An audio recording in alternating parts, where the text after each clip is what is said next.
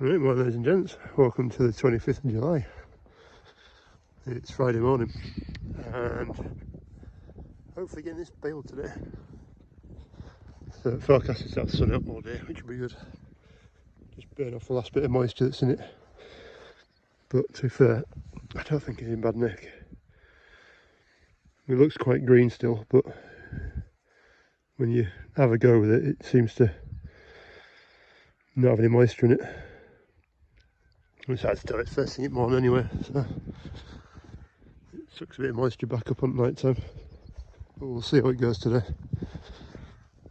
Plan is to probably get that field finished off mowed today, and then probably tomorrow on Saturday go and do another 4, 10, 14, 15 acres up the lane. And some of that's a bit of contract work, some of it's my work, and there'll be a field for the estate, I think. So we'll see. Yeah, Prince didn't get too far last night after she came back because that tyre let go. Well, the inner tube let go and everything's kind of mangled itself, which I kind of knew it would. But we got to there before I had to point it out to her. But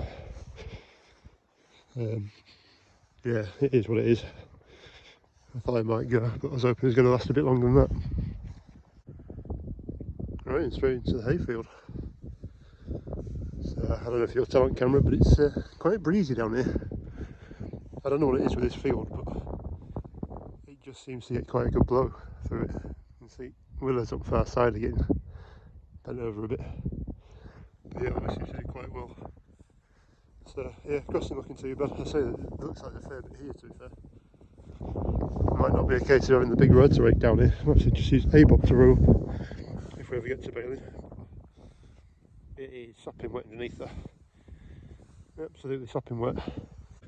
Right, as I'm looking at that rain cloud coming towards us and hopefully buggering off, forecast today is for that and not that. So it's supposed to have near enough sunshine and cloud all day. Should be good. Next couple of days are looking pretty good as well, and into next week. But we'll see. Sunshine's coming out now, it's good. Left another stake there for her apprentice, so she knows which half at field to do, because that field will be 24 hours difference. What I'm going to do this side, I'm going to have a look and see how much juice we burnt, if I can see. So it was up here, and now it's down kind of here, so probably used probably 20 litres, which I don't think is too bad. Probably use less if we took it out of 514, put in 1,000, but just don't want to play that game. But hey, yeah, and she sank down on the linkage as well, so that's probably all go. She doesn't really hold a linkage very well, so everything kind of just droops down. You see a bit better like that. Anyway, here's what it is. I've only got 2 tractors that actually do the job properly, so I've got to remember to put some wind in that one of those tyres as well before I set off, if we do bale today. But that sky's just not looking good. Right, tyre in the tube, it's changed. The reason I've changed the tyre is because that's why it went pop. That in the tube's actually not too bad. The green stuff has kept it, but if you look at the size of it, it's an oversized inner tube, so that doesn't really help the job. I don't know why my phone keeps zooming so far in. Anyway, that bearing's not very good, so that one's not too bad. That one's about goosed, so what we'll do, new bearing, sticking in lights off, which I think fits. I have to double check, but it's quite nice that they fit. The other wheels that are on the Tedder, annoyingly, that's the right bearings and nearly the right size. What's this one, a 15? It's a 15 by 6. I think that's a 16 by 6. 16 by 6.5. So it's just a little bit bigger, which I don't have two of them. Well, I do, I have some more up there, but I don't have one ready to go. Otherwise I could have swapped both wheels out on there and be done. But anyway, get this bearing knocked out and replaced. Right, so that pretty much kicked my ass. I'm knackered. I'm not fat enough. I've got a mate of mine who did me a load of these last time, and he's a little bit bigger than I am and a bit more muscular. And what he does is he stands on it and can move everything around, but I think my arms are bigger than my body because I seem to push myself off. Anyway, that's done. I'm just going to get grease going out while my hands are filthy and give it a grease up. It's about 9:15, 10. So sun's out, so we'll leave it another hour or so and then probably go ted out the hay. Leave it a couple of hours and we'll see what she's like. And I'll try and set the apprentice off on the other fields. If it's good enough to bale, we'll get the rake out. Probably put it on the 698, which is still parked over there. Even though hydraulics are useless, and get it rowed up. And hopefully by the time I'm rowed up, this will be finished on that and we'll get the baler on. That's the plan anyway. Right, well the apprentice is off.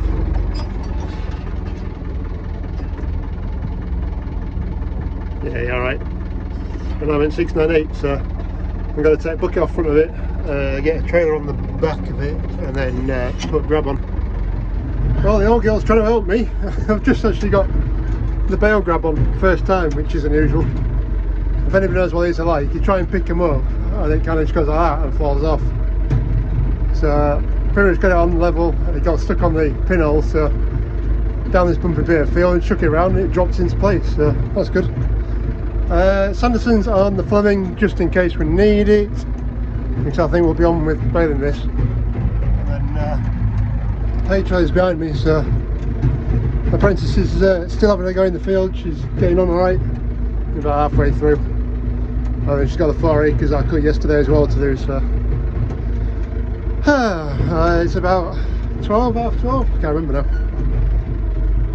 So we'll get in there. Right, drive straight over the rows.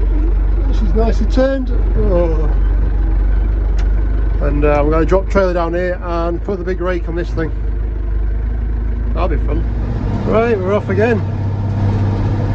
So I just got this last bit to mow out and then we're done. Apprentice is over there, just about finished that field. Yeah, not too bad really. Mower's not going too badly so far. And I've only missed a couple of stripes, so not too bad. Definitely missing my aircon there. I do like working at New Holland in the field compared to these old girls because, well, it's easier. But granted, this is quite nice in here because this feels as rough as a badger's ass, and she's carrying me over these lumps and bumps quite nicely now. So anyway, we'll carry on another hour on this and should be done hopefully. Right, third tractor of the day, and we're in the 698 with the grab on the front because I can't be out checking it out. Anyway, we're working. These hydraulics on this tractor are useless for the back. I've also got problems that basically the link arms just drop like a stone, so I've got to keep the hydraulics onto linkage. But unfortunately I need the hydraulics to then lift the arms up and down, so at the moment it's a bit of, well, dancing around really. So anyway, cleaning the grass alright, so that's the main thing with that. And we'll get a bit done enough to get some baling. Well, I just remembered why I don't use this tractor for doing the raking. I've got no floating spools. I don't know how you're supposed to float on this thing, I don't think you can. So pretty much my arms are set and I can't really float with the ground. Whereas New Holland and MB have got, well, floating hydraulics on it.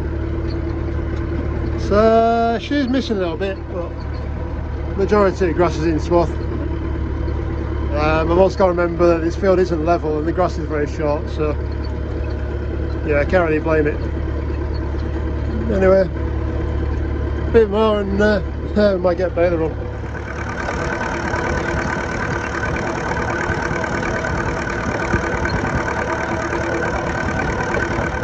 Well, it's rolled up with a 6.9, but we've got trouble. That outside wing keeps dropping. It's doing it now, which is why down here it seems to get worse and worse towards the end.